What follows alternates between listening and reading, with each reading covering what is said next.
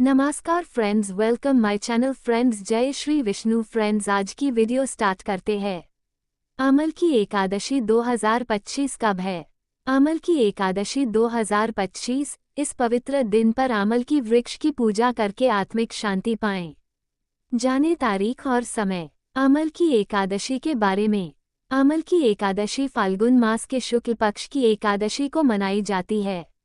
इस दिन आंवले के वृक्ष की पूजा का विशेष महत्व होता है, क्योंकि इसे भगवान विष्णु का प्रिय माना जाता है।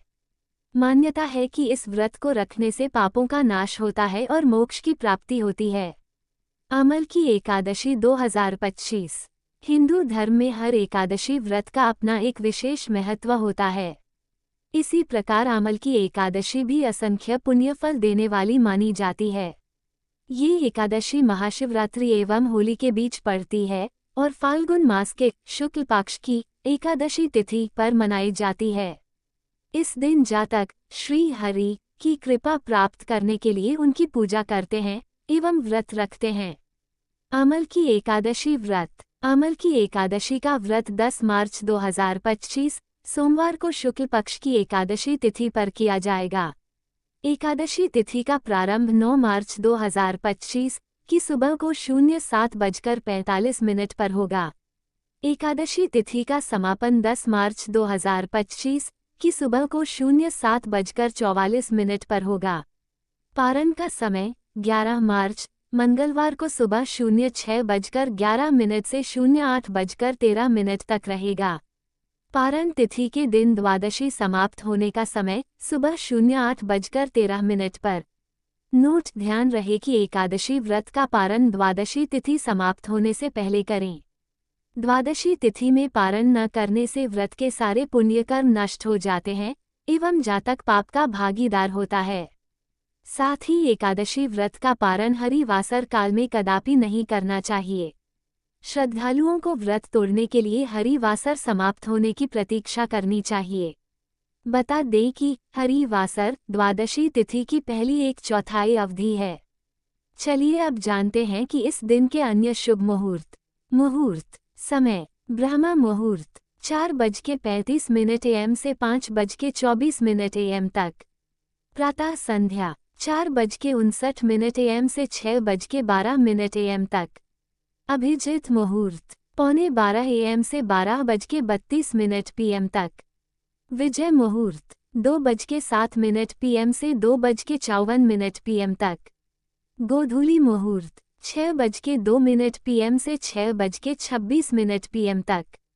सायाह संध्या 6:04 PM से 7:17 PM तक। अमृतकाल 6:12 PM से 7:52 PM तक। निशिता मुहूर्त 11:44 PM से 12:32 AM 11 मार्च तक। सर्वार्थ सिद्धि योग 6:12 AM से 12:51 AM 11 मार्च तक। तो ये थी अमल की एकादशी के शुभ मुहूर्त और तिथि से जुड़ी पूरी जानकारी।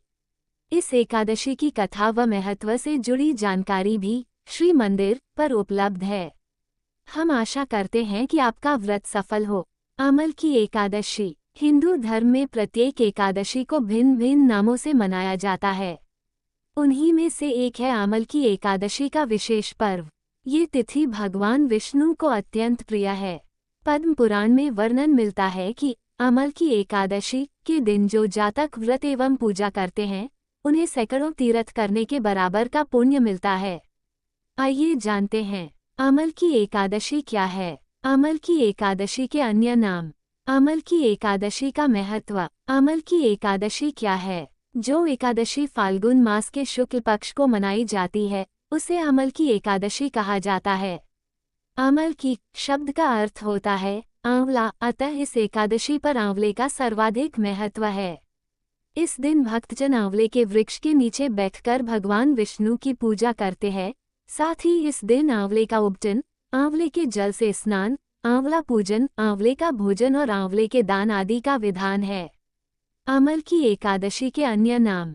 पावन अमल की एकादशी के कई अन्य नाम भी हैं, जैसे आंवला एकादशी, अमल का एकादशी, रंग भरी एकादशी आदि।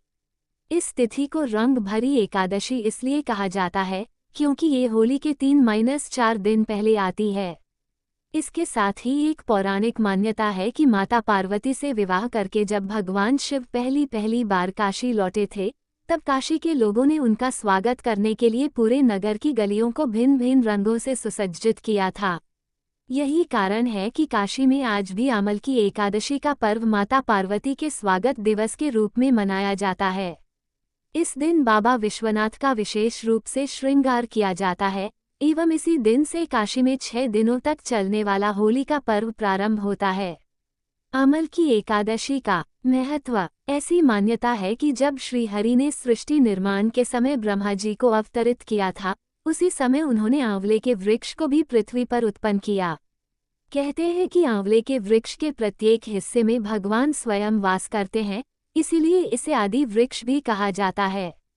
धार्मिक मान्यता है कि इस दिन अमल की एकादशी का व्रत करने वाले जातक को मरणोपरांत मोक्ष की प्राप्ति होती है। कभी कभी ऐसा भी होता है कि एकादशी तिथि लगातार 2 दिनों के लिए हो जाती है। जो एकादशी दूसरे दिन पड़ती है उसे दूजी एकादशी कहते हैं। सन्यासियों, विधवाओं एवं मोक्ष प्राप्ति की इच्छा रखने वाले व्यक्तियों को इसी एकादशी का व्रत रखना चाहिए। एकादशी की पूजा विधि। सबसे पहले पूजा स्थल को साफ करके इस स्थान पर एक चौकी स्थापित करें और इसे गंगाजल छिड़ककर पवित्र करें। इसके बाद चौकी पर एक पीला वस्त्र बिछाएं। इस चौकी के दाईं ओर एक दीप प्रज्वलित करें। सबसे पहले दीप प्रज्वलित इसलिए किया जाता है ताकि अग्निदेव आपकी पूजा के साक्षी बने।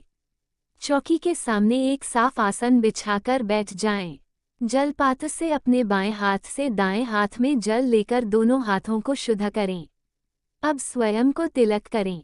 अब चौकी पर अक्षत के कुछ दाने आसन के रूप में डालें और इस पर गणेश जी को विराजित करें। इसके बाद चौकी पर भगवान विष्णु की प्रतिमा या तस्वीर को स्थापित करें। अब स्नान के रूप में एक जलपात्र से पुष्प की सहायता से जल लेकर भगवान गणेश और विष्णु जी पर छिड़कें।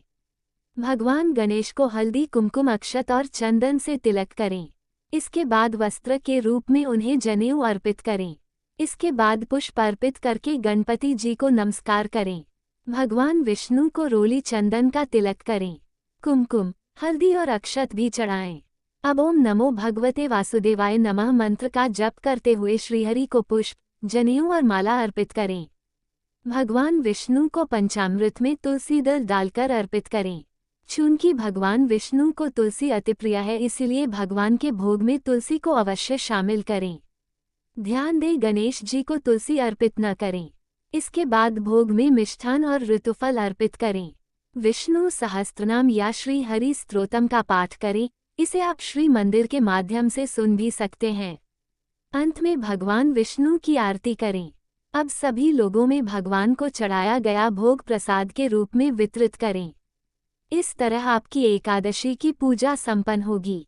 इस पूजा को करने से आपको भगवान विष्णु की कृपा निश्चित रूप से प्राप्त होगी।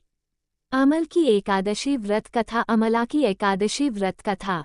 प्राचीन काल में चित्रसेन नामक एक धर्मपरायण राजा का राज्य था, जहां एकादशी व्रत का विशेष महत्व था।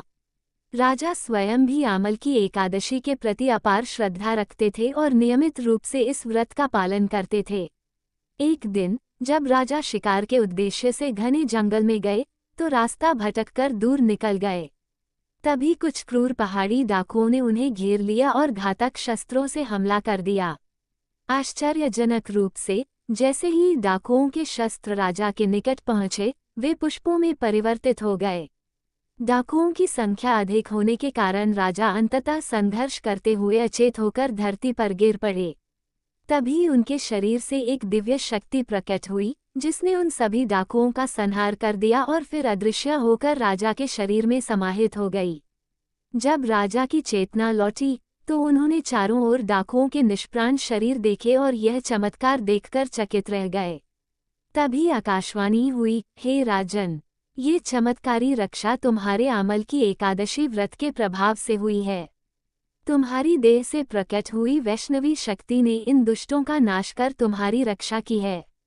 ये सुनकर राजा हर्षित हुए और अपने राज्य लौटकर सभी को अमल की एकादशी व्रत का महत्व समझाया। जिससे प्रजा में भक्ति और श्रद्धा और भी बढ़ गई। विष्णु जी की आरती। ओम जय जगदीश हरे। स्वामी जय जगदीश हरे, भक्त जनों के संकट क्षण में दूर करे। ओम जय जगदीश हरे, जो ध्यावे फल पावे, दुख विनसे मन का।